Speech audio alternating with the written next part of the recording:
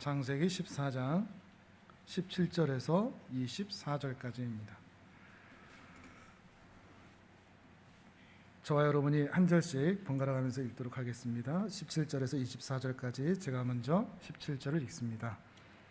아브라함이 그돌라오멜과 그와 함께한 왕들을 처부수고 돌아올 때 소돔 왕이 사회 골짜기 곧 왕의 골짜기로 나와 그를 영접하였고 멜기세덱이 떡과 포도주를 가지고 나왔으니 그는 지극히 높으신 하나님의 제사장이었더라.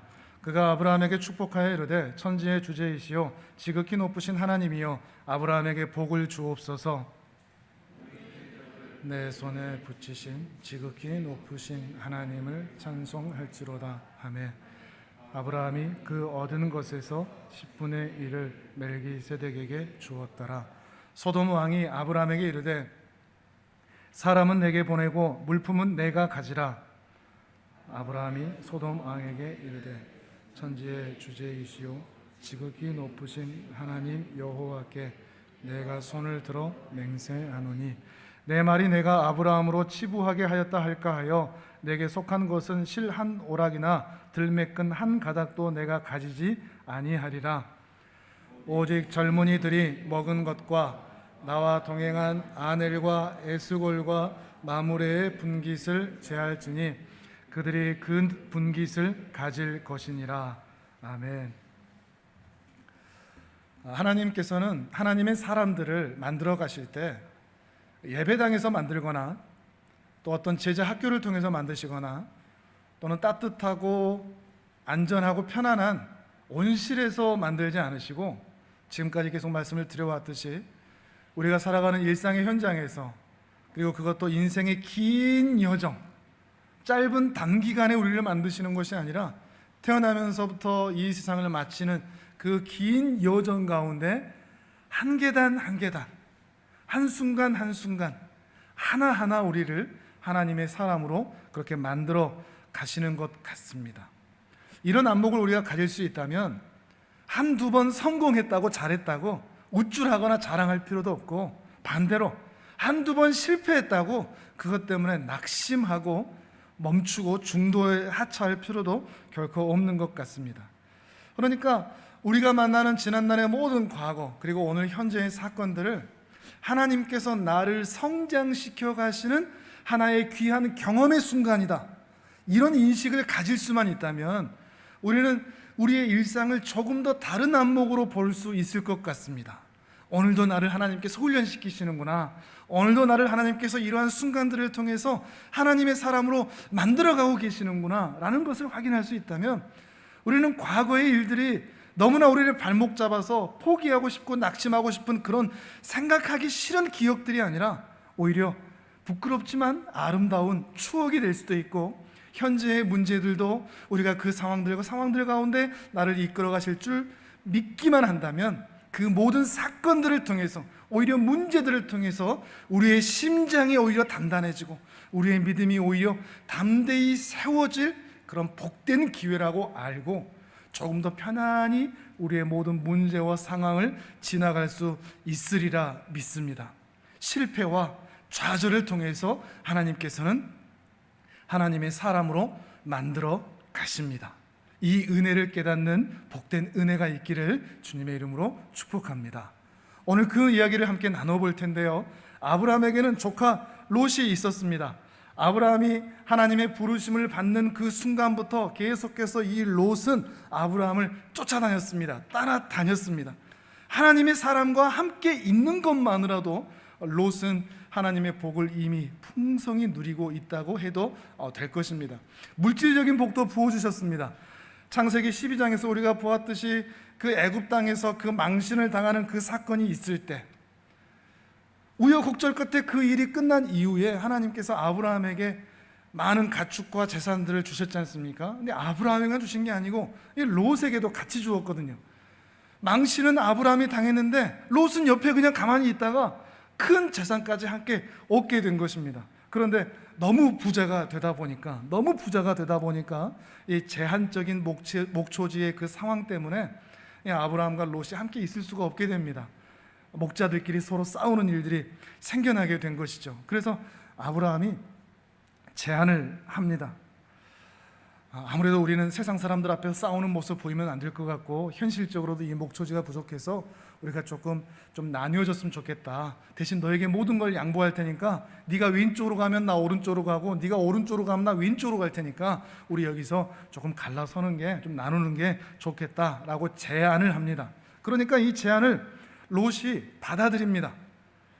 그래도 전 하나님의 약속을 받은 하나님의 사람과 함께 있을래요? 라고 하지 않고, 이 상황을 어떻게 지혜롭게 해결해 봐요? 라고 하지 않고, 그래, 나도 이제 독립할 때가 되지 않았을까? 이 정도 재산도 있고, 그동안 아브라함 따라다니면서 하나님 믿는 그 가락도 좀 있고, 영적으로도 육적으로도 나 조금 독립할 수 있는 시기가 된 것 같은데? 라는 생각이 들었는지는 모르겠지만, 더 이상 하나님의 사람과 함께 있겠다고 하지 않고 자기 눈에 보기에 좋은 장소를 선택해서 떠나기로 결정을 합니다. 그러나 이 선택은 결과적으로 하나님의 사람에게서도 멀어지고 하나님의 약속의 땅에서도 멀어지는 결과가 되고 말았습니다. 왜냐하면 이 선택은 영적인 안목의 선택이 아니라 비즈니스였거든요. 소돔과 고모라 저 땅, 야, 이제 우리가 양을 먹이기 위해서 멀리 이동할 필요가 없겠네. 저기는 완전히 목초지로 충분하네. 거기다가 소돔과 고모라 땅이 상업도시였기 때문에 그렇게 열심히 키워서 양들을 팔기가 좋은 거죠. 저기 가면 부자 되겠다. 먹고 사는 거 정말 부족한 게 없겠다. 영적인 안목으로 그 땅을 선택하고 아브라함을 떠나기로 결정한 게 아니라 비즈니스였죠. 사업지로 확인하고서 말이죠. 정말 그런 것 같지 않습니까? 가끔씩 하나님의 사람들이 모여 있는 곳을 떠나는 사람들의 모습을 보면 대부분이 돈입니다. 성공, 평안함, 이런 것들을 쫓아서 약속이 있는 하나님의 사람들이 있는 것을 떠나는 우리 주변에 그런 안타까운 사연들도 많이 보게 되는 것 같습니다. 이렇게 아브라함과 룻은 서로를 떠나 분가를 하게 됩니다. 그러던 어느 날 아브라함이 기가 막힌 소식을 전해 듣게 됩니다. 소돔과 고모라 땅에서 잘 살고 있을 것이라고 생각을 했던 이 롯이 전쟁의 포로로 끌려갔다라는 그런 청천벽력 같은 소식을 전해 듣게 된 것입니다. 14장 1절과 2절을 같이 한번 읽어보실까요? 14장 1절 2절 같이 읽어봅니다. 시작. 당시에 신할 왕 아므라벨과 엘라살 왕 아리옥과 엘람 왕 그돌라오멜과 고임 왕 디달이 소돔 왕 베라와 고모라 왕 비르사와 아드마 왕 시납과 스보임 왕 세메벨과 벨라 곧 소알 왕과 싸우니라. 아멘. 롯이 살던 소돔 지역 근방에는 2절에서 말하는 5개의 도시국가들이 있었습니다.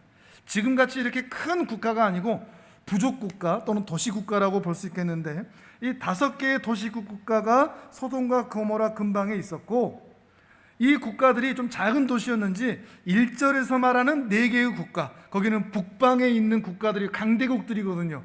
이 강대국들에게 조공을 바치는 일들을 멈춘 것으로 인해서 1절에서의 4개의 국가가 2절에 나와 있는 5개의 국가를 치러, 혼내러, 그래서 조공을 빼앗아가러 내려온 것입니다. 그리고 그 일에 있어서 1절에 있어서 4개국 연합군이 5개국 연합군을 무참히 패배시키고 소돔과 고모라 지역에 있었던 모든 재물과 가축들을 약탈해 간 거죠. 그런 과정 가운데 롯이 거기에 포로로 끌려간 겁니다. 모든 재산과 가축도 다 빼앗긴 채 말이죠. 국가 간의 전쟁이 벌어진 거죠. 롯은 전쟁의 포로가 된 것입니다. 이런 소식을 아브라함이 전해 들었습니다. 어떻게 해야 될까요? 뭘 할 수 있을까요? 여러분 같으면 어떻게 하시겠습니까? 이게 보통 한두 사람의 이야기가 아니라, 어떤 다른 집안의 이야기가 아니라 5개국 연합군을 무참히 패배시킨 4개국 연합군 강대국입니다. 지금처럼 큰 국가는 아니라 할지라도 부족국가나 도시국가 정도라고 한다고 할지라도 그들이 그 강한 군대를 가지고 있는 국가라면 결코 쉬운 일이 아닙니다. 마치 다윗과 골리앗의 싸움처럼 해낼 수 있는 것이 결코 아닙니다. 자기 집에는 318명의 훈련된 사람들이 있다고 하지만 이 318명은 용사라는 얘기가 아니라 4개국 연합군에 비해서 참 초라하고 보잘것없는 숫자밖에 아니라 이 이야기를 하고 있는 것이죠. 그런데 이 아브라함이 상상할 수 없는 그런 결단을 내립니다. 어디서 용기가 났는지 318명을 데리고 그 4개국 연합군을 향해서 쫓아간 것입니다. 그리고 참 믿기지 않는 그런 결과가 성경에 기록이 되어 있습니다. 자, 14절에서 16절까지 14장 14절에서 16절까지 또 같이 읽도록 하겠습니다. 시작. 아브라함이 그의 조카가 사로잡혔음을 듣고 집에서 길리고 훈련된 자 318명을 거느리고 단까지 쫓아가서 그와 그의 가신들이 나뉘어 밤에 그들을 쳐부수고 다메섹 왼편 호바까지 쫓아가 모든 빼앗겼던 재물과 자기의 조카 롯과 그의 재물과 또 부녀와 친척을 다 찾아왔더라. 아멘. 연합군이 완벽한 승리를 거두었고 또 5개국 연합군을 완전히 박살을 내버렸기 때문에 추적해서 쫓아오는 일은 없을 것이다, 이런 안도감이 있었을지는 모르겠습니다. 아니면 밤에 술을 마셨던지 아니면 밤에 그냥 편안히 잠을 잤던지 어떻게 이렇게 예상치 못한 결과가 나왔는지는 모르겠지만 아브라함과 318명의 그 사람들이 그 밤에 전쟁의 역사를 새로 쓴 것입니다. 이들을 쳐부수고 빼앗겼던 재물과 조카 롯까지 찾아온 것이죠. 믿을 수 없는 불가능한 일이 일어난 것입니다. 모세가 이 창세기를 기록할 때 믿음의 조상 아브라함을 영웅으로 만들기 위해서 좀 과장을 했을까? 사실 이런 생각도 좀 들기는 합니다. 그러나 성경은 과장을 하거나 거짓을 기록한 책이 아니라는 것을 우리가 믿고 있기 때문에 이 일은 진실일 것이다 라는 생각을 또한 같이 해보게 됩니다. 분명한 것은 이것이 진실로 기록된 책의 내용이라면 아브라함과 그의 신하들은 그와 함께 있던 318명의 용사들은 4개국 연합군을 무찌르고 롯을 구출해 낸 것이죠. 돌아오는 아브라함의 마음의 상태는 어땠을까요? 아브라함이 어떤 마음으로 돌아왔을까요? 그냥 왔다 그냥 가는 걸까요? 무심할까요? 아니면 마음이 주눅이 들어 있을까요? 아니면 318명 이거 가지고 그 5개국 도시국가도 못 해보던 이 4개국 연합군을 우리가 무찔렀네. 우쭐우쭐 들썩들썩 대단하다는 생각이 또한 들지 않았을까요? 거기다가 패배한 나라의 왕이기는 하지만 무려 두 나라의 왕들이 아브라함이 돌아오는 길에서 이 아브라함을 영접하는 것입니다. 첫 번째 사람이 소돔 왕이거든요. 17절에 보니까 왕의 골짜기까지 나와서 이 아브라함을 영접하고 있는 것입니다. 전쟁의 영웅처럼 말이죠.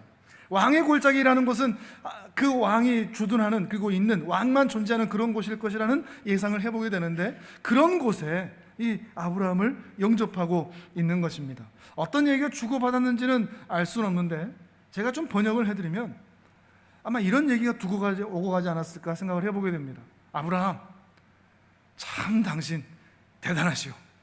우리 5개국 연합군도 어떻게 못 해봤는데, 우리 도시국가도 어떻게 못 해봤는데, 부족도 못 해봤는데 당신이 우리를 살렸어.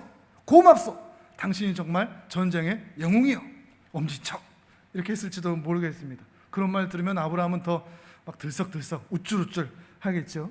근데 그때 또 한 왕이 등장을 합니다. 그가 살렘 왕 멜기세덱입니다. 멜기세덱이 나와서 이런 말을 합니다. 18절에서 20절, 오늘 우리가 함께 읽은 본문의 내용이죠. 18절에서 20절 우리 또 같이 읽어보도록 하겠습니다. 시작. 살렘 왕 멜기세덱이 떡과 포도주를 가지고 나왔으니 그는 지극히 높으신 하나님의 제사장이었더라.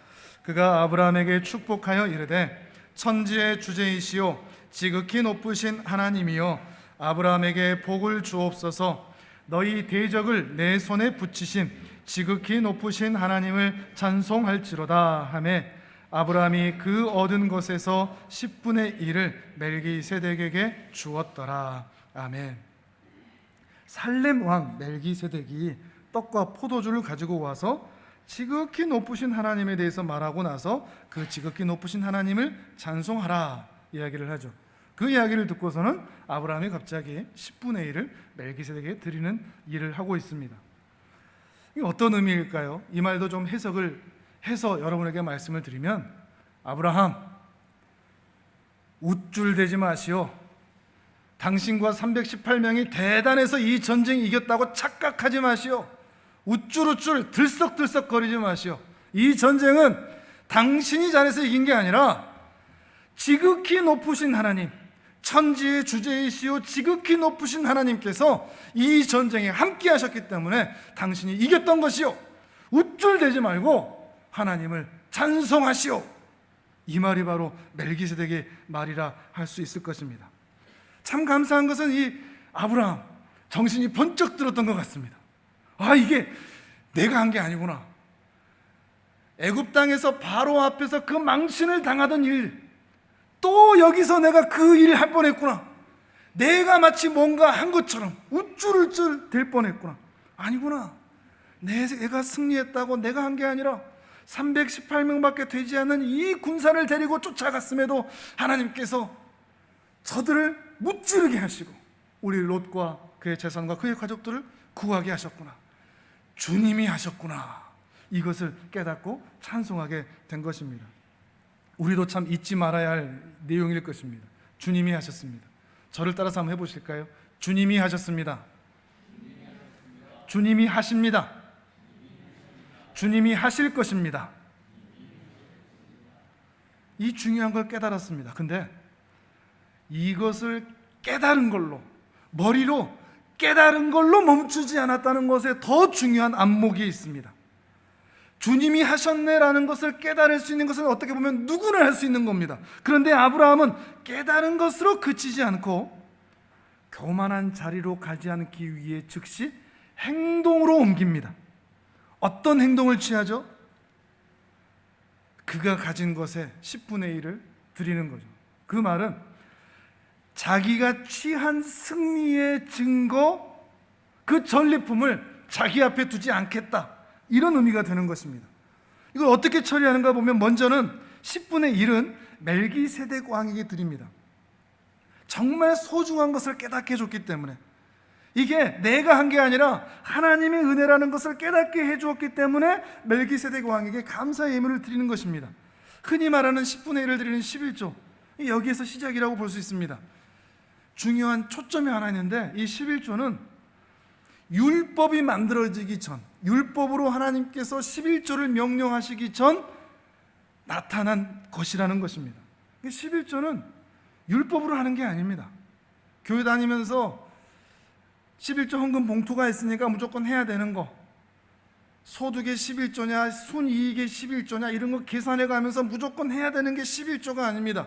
11조는 헌금의 한 항목이 아니라 감사입니다.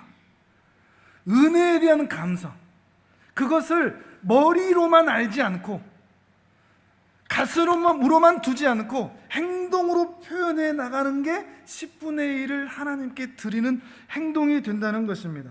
그 안에 하나님에 대한 은혜와 감사에 대한 덩어리가 눈물 젖은 마음으로, 촉촉한 마음으로, 드리고 싶은 마음으로 채워지는 것이죠. 하나님께 드린다는 것은 그것이 10분의 1이든 10분의 2든 10분의 5든 아니면 10분의 0.0001이든 개의치 않고, 11조 헌금 봉투라는 것을 반드시 넣어야만 되는 것도 아니고, 그 안에 얼마를 많이 드리든 적게 드리든 자주 드리든 가끔 드리든 하나님에 대한 은혜와 감사가 담겨져 있는 것이 중요합니다. 아무리 많이 해도 그 안에 하나님께서 내 인생 여기까지 인도해 주셨고, 정말 귀한 것을 깨닫게 해 주셨고, 하나님의 은혜로 오늘 여기까지 살아온다는 것을 고백하는 신앙의 고백이 담겨져 있지 않다면 아무리 많은 것도, 아무리 자주 하는 것도 의미가 없는 것입니다. 자랑하려고 11조 하는 것도 아닙니다. 나 이렇게 많이 벌어 드러내려고 11조 하는 것도 아닙니다. 우리는 그저 하나님께 드릴 뿐입니다. 감사해서 말이죠. 아브라함은 그 은혜와 감사를 마음으로만 두지 않고 머리로 깨닫는 것만 하지 않고 하나님께 드렸던 것입니다. 아브라함에게 이 하나님의 드림은 감사였고 신앙의 고백이었다는 거죠. 그럼 그 나머지 10분의 9, 그 10분의 9는 어떻게 하느냐? 아브라함이 갔느냐? 그거 아닙니다. 여기서 11조의 개념이 조금 다릅니다. 우리가 흔히 생각하던 그 11조 헌금이라고 생각하시면 같은 맥락이라고 볼 수는 없습니다. 10분의 9는 어떻게 하는가 하면 소돔 왕에게 다 줘버립니다. 그래서 모든 전리품을 단 하나도 자신이 갖지 않겠다. 이 전쟁이 하나님의 전쟁이라는 것을 확연히 드러나기 위해서 나는 단 하나의 지분도 갖지 않겠다. 이런 마음으로 하나님께 송두리째 드리는 것이죠. 자, 21절부터 24절까지 소돔 왕과 어떤 대화가 있는지 한번 볼까요? 21절에서 24절 같이 읽습니다. 시작. 소돔 왕이 아브라함에게 이르되 사람은 내게 보내고 물품은 내가 가지라. 아브라함이 소돔 왕에게 이르되 천지의 주제이시오 지극히 높으신 하나님 여호와께 내가 손을 들어 맹세하노니 내 말이 내가 아브라함으로 치부하게 하였다 할까 하여 내게 속한 것은 실 한 오락이나 들매끈 한 가닥도 내가 가지지 아니하리라. 오직 젊은이들이 먹은 것과 나와 동행한 아넬과 에스골과 마므레의 분깃을 제할지니 그들이 그 분깃을 가질 것이니라. 아멘. 22절에 이제 소돔 왕에게 멜기세덱 왕에게 들었던 하나님이 어떠한 분이신가에 대한 고백이 이제는 멜기세덱 왕으로부터 자신에게 흘러 들어와서 이제 다른 사람에게 하나님이 어떤 분인가를 증거하는 자리까지 나가게 됩니다. 하나님은 말이요 천지의 주제이시오 지극히 높으신 하나님이시오. 그 하나님이 이 전쟁을 승리하게 하셨기에 내가 조금이라도 승리를 나의 지분처럼 가지려고 했었던 그 모든 것들을 내려놓는다는 마음으로, 그리고 혹 소돔 왕 당신이 사람은 내게 주고 재물은 네가 가져라 라고 하는 그 말 하나 때문에 혹시라도 소돔 왕이 당신이 나에게 이 재물을 준 것으로 당신이 그 영광을 취할까 하여 당신에게 모든 것을 다 주고 소돔 왕 당신도 여기에서 자랑하지 못하게 만들겠어.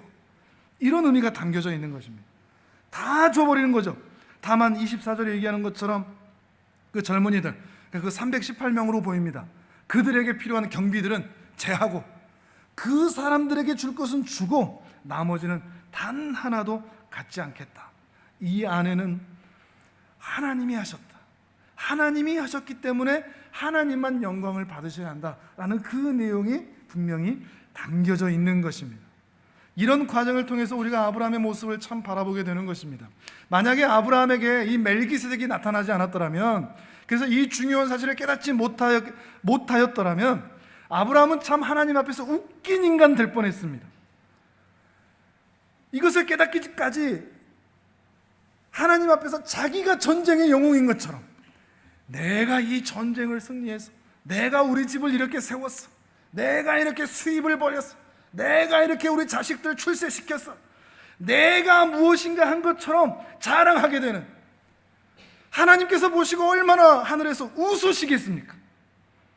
하나님 앞에 참 웃긴 인간 될 뻔했던 것입니다. 우리도 정말 하나님 앞에서 웃긴 인간 되지 않아야 되겠습니다. 우리 마음에 교만이 마음껏 뛰노는 교만의 놀이터가 되지 않도록 우리 자신을 늘 살펴야 되겠습니다. 뭐 하나 잘했다고, 뭐 하나 이뤄냈다고, 뭐가 좀 이루어지고 있다고 내가 마치 무엇인 것이라도 한 것이냐 자랑하거나 교만을 떨지 않아야 되겠습니다. 그런 생각이 들 때마다 곧장 여러분은 이렇게 말씀하셔야 됩니다. 주님이 하셨습니다. 주님의 은혜입니다. 한 번 더 따라서 해보실까요? 주님이 하셨습니다. 주님의 은혜입니다. 누군가 여러분에게 아이고 어떻게 그렇게 잘 되셨어요? 잘하셨어요? 그러면 곧장 제가 말이요 이러지 말고 주님의 은혜입니다. 곧장 그 말을 갖다 붙이십시오. 여러분이 그래야 하나님 앞에 웃긴 인간 되지 않는 것입니다. 하나님이 우리의 말을 계속 듣고 계십니다. 자랑하는 나, 나를 드러내는 나, 그 모든 말을 항상 듣고 계신다는 것을 기억하고 하나님을 늘 의식하는 겁니다. 하나님을 늘 의식할 때 우리는 교만한 자리로 가지 않을 수 있다는 것입니다. 창조주 하나님이 내 모든 말을 듣고 계신다. 이것을 늘 마음에 기억하십시오. 이 세상에 다른 신은 없습니다. 오직 천지의 주제이시요 지극히 높으신 하나님 한 분뿐입니다. 다른 창조주가 없습니다. 지금 올림픽이 열리고 있는데 일본에만 해도 수십만 개의 신이 있다고 그러죠. 인도에 가도 수억 개의 신이 있다고 그럽니다. 그러나 우리는 그 수많은 신들과 종교들 중에 제일 괜찮아 보이고 세 보이고 품격 있어 보이는 어떤 한 신을 선택해서 믿고 있는 게 아닙니다. 우리는 유일하신 한 하나님, 천지의 주제이시오, 멜기세덱이 아브라함에게 얘기했듯이, 아브라함이 소돔에게 얘기했듯이 천지의 주제이시오, 지극히 높으신 하나님, 그 유일하신 하나님을 우리가 믿고 있는 것입니다. 그런데 문제는 우리가 이 하나님을 너무나 자주 잊어버린다는 데 있습니다. 다윗이 골리앗을 이길 수 있었던 것은 다윗이 용맹해서가 아닙니다. 배짱이 있어서가 아닙니다. 물맷돌이 대단해서가 아닙니다. 다윗이 하나님과 함께 있었기 때문에, 아니 하나님이 다윗과 함께 하셨기 때문에 그 전쟁에서 승리할 수 있었던 것입니다. 오병이어로 수천 명을 먹일 수 있었던 것은 그 오병이어, 물고기 5, 보리떡 5개, 물고기 2마리, 이게 특별했던 게 아닙니다. 그걸 가지고 왔던 그 어린 소년이 대단한 것도 아닙니다. 그 일을 시켰던 제자가 대단했던 것도 아닙니다. 그 오병이어가 예수님의 손에 들려 있었기 때문에 그 놀라운 역사가 일어날 수 있었던 것입니다. 우리가 늘 기억해야 될 것, 내가 지금 하나님과 함께 하고 있는가? 내가 지금 하나님의 손 위에 있는가?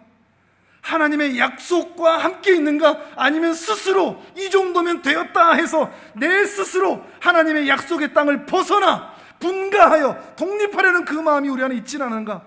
늘 살펴야 됩니다. 우리의 삶이 하나님의 손바닥 위에 존재하지 않는다면 우리는 아무것도 아닌 존재가 됩니다. 이 땅에서 아무리 잘 살아도 우리가 하나님과 늘 함께하지 않는다면, 우리가 골리앗을 이긴다고 할지라도 우리는 하나님 앞에서 웃긴 인간이 될 수밖에 없습니다. 하나님과 함께하는가? 그 하나님을 늘 의식하는가? 그런데 우리가 얼마나 많은 순간 우리를 자랑합니까? 나를 높입니까? 우리가 얼마나 우쭐댑니까? 조선시대에 임금님이 행차하실 때 사용하던 말이나 수레를 관리하던 관청이 사복시라는 곳인데, 그 사복시에서 말을 관리하던 하인을 거덜이라고 합니다. 거덜. 이 거덜은 임금님이 행차하실 때 그 말이나 수레가 잘 나갈 수 있도록 말을 타고서 또는 걸어가면서 그 앞길을 틔우던 사람입니다. 임금님 행차시오, 비키시오, 비키시오, 머리를 숙이시오. 근데 그렇게 제일 앞에 서서 선두에 서서 임금님 행차시오, 고개를 숙이시오, 조용히 하시오 하면은 사람들이 조용히 하고 다 엎드리거든요. 처음에는 이렇게 가다가 사람들이 다 엎드리니까 나한테 그런가 싶어서 우쭐우쭐 허세를 부리는 겁니다. 과장을 하는 겁니다. 마치 자기가 그런 것처럼. 그때 나타나는 말이, 수많은 사람들이 그 거덜의 모습을 보면서 저 거덜, 거드름 피우네, 거덜거리네, 거들먹거리네, 그 거덜에서 나온 단어입니다. 근데 왕이 뒤에 있을 때는 사람들이 어쩔 수 없이 그렇게 거들먹거려도 그냥 참아주는데, 그 왕이 없는데 혼자 퇴근하다가 우쭐우쭐 허세를 부리고 과장을 하면 자신이 마치 뭐라도 된 것처럼 보이면 그 인생 거덜나는 인생이 되는 것입니다. 허세를 부리다가 과장하다가 자기를 자랑하다가 자기를 과신하다가 거덜나는 것입니다. 우리 신자들이 그렇습니다. 우리 뒤에 하나님이 계십니다. 그 하나님께서 우리가 가는 모든 길에 모든 것들을 준비하십니다. 그런데 그 하나님을 의식하지 못하고 마치 내가 뭐라도 한 것처럼 거들먹거리고 우쭐거리고 허세를 부리고 과장을 하고 나를 자랑하는 그 순간, 우리는 그 순간 거덜나는 인생이, 망하는 인생이 될 수밖에 없다는 것입니다. 가끔 교회에서 그런 분들을 봅니다. 내가 말이야 이 교회를 헌금도 하고 기도도 하면서 내가 이렇게 키웠어, 우리 집이 키웠어. 참 웃기는 이야기입니다. 물론 많은 기여를 할 수는 있죠. 그런데 교회를 보면 한두 사람의, 몇 사람의 수고로 교회가 세워지지 않습니다. 그 뒤에 묵묵히 일하는 수많은 사람들이 있습니다.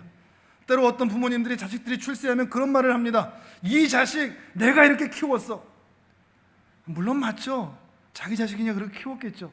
근데 그 자식이 성장하여 자랄 때까지 어린이집부터 해서 학교, 중학교, 대학교, 주위의 선생님들, 또 도와주는 분들, 수많은 사람들이 함께 네트워크처럼 연결되어 있기 때문에 그 아이가 자란 거지, 부모 한 사람으로 그렇게 자란 게 아닙니다. 내가 키웠어, 이런 말 할 거 결코 아니라는 것입니다. 하나님의 은혜로 모든 것들이 세워진 것이죠. 잊으시면 안 됩니다. 허세를 부려서도 안 됩니다. 과장해서도 안 됩니다. 하나님의 은혜일 뿐입니다. 우리 뒤에 하나님이 계십니다. 그리고 그 하나님께서 다 보고 계십니다. 오랜만에 이거 한번 따라해 보실까요? 손 한번 들어보시죠. 오른손 따라서 해보십시오. 교, 만, 하, 지, 마, 겸, 손, 해, 야, 해. 시작. 교만하지 마. 겸손해야 해. 여러분 자신에게 하는 말입니다. 교만하지 마. 겸손해야 돼. 아브라함이 하나님을 그렇게 잊어버렸던 적이 있습니다. 12장에서 우리가 보듯이 약속의 땅에 들어와서는 가는 곳곳마다 하나님께 예배를 드리고 제사를 드렸습니다. 그런데 그렇게 예배를 드리다가 가뭄이 들자, 가나안 땅의 약속의 땅에 가뭄이 들자 하나님을 조금씩 잊어버리기 시작합니다. 그리고 그 가뭄이 극심해지자 가나안 땅을 떠나 애굽으로 가는데 애굽 땅에 들어가자마자 하나님을 아예 잊어버립니다. 아예 삭제해버렸습니다. 애굽 땅은 약속의 땅도 아니고 하나님이 안 계실지도 몰라. 하나님이 나를 못 지키실지도 몰라. 그 애굽 땅에는 하나님을 경외하는 사람도 없으니 자칫하다가 나를 죽이면 어떡해? 내가 이곳에서 죽임당하면 어떡해? 거기다가 아내 사라는 너무 예뻐서 사람들이 이 아내를 얻기 위해서 나를 죽여버리면 어떻게 하지? 이런 생각을 가진 것입니다. 하나님이 그의 머리에서 아예 삭제된 것이죠. 그래서 아내에게 이런 요구를 했죠. 우리 또 한번 읽어볼까요? 12장 12절 13절입니다. 창세기 12장 12절 13절 같이 읽습니다. 시작. 애굽 사람이 그대를 볼 때에 이르기를 이는 그의 아내라 하여 나는 죽이고 그대는 살리리니 원하건대 그대는 나의 누이라 하라. 그러면 내가 그대로 말미암아 안전하고 내 목숨이 그대로 말미암아 보존되리라 하니라. 아멘. 참 얼마나 치졸합니까? 얼마나 비열하죠? 자기 목숨 살자고 아내에게 어떻게 이렇게 할 수가 있습니까? 하나님이 개입하지 않으셨다면 정말 큰일 날 뻔했습니다. 하나님의 나라도 하나님의 약속도 완전히 헝클어질 뻔했습니다. 왜 이렇게 됐다고요? 기근을 만나고 약속의 땅을 벗어나자 하나님이 기억나지 않았다고요. 근데 이게 아브라함의 일이 아니라는 겁니다. 우리는 안 그럽니까? 조금만 문제 생기면 하나님이 기억이 안 납니다. 분명히 우리 예배 드렸습니다. 기도도 했습니다. 찬양도 했습니다. 평상시에는 그냥 하나님이 생각나고 하나님께 예배 드리는데 어려운 일이 생긴다, 문제가 생긴다 그러면 하나님이 머리에서 삭제되는 겁니다. 어려운 일 만날수록, 더 큰 일 만날수록 하나님을 의지하기보다 하나님이 생각나지 않는 것입니다. 그래서 때로 어떤 사람들은 아예 하나님을 모르는 사람처럼 행동하는 일들도 자주 보고는 합니다. 왜 그렇다고요? 아브라함, 이 기근에서 하나님이 나를 돕지 못할 거다. 약속의 땅 바깥에서 하나님이 나와 함께 하지 않으실 것이다. 하나님에 대한 오해 때문이었습니다. 그 존재에 대한 의심, 또한 그 능력에 대한 의심, 우리가 참회의 기도를 함께 했듯이 하나님에 대한 의심, 하나님에 대한 온전한 의지가 그 마음에 사라진 거죠. 문제가 생기면 그 문제를 하나님이 해결해 주지 못하실 것이라고 말이죠.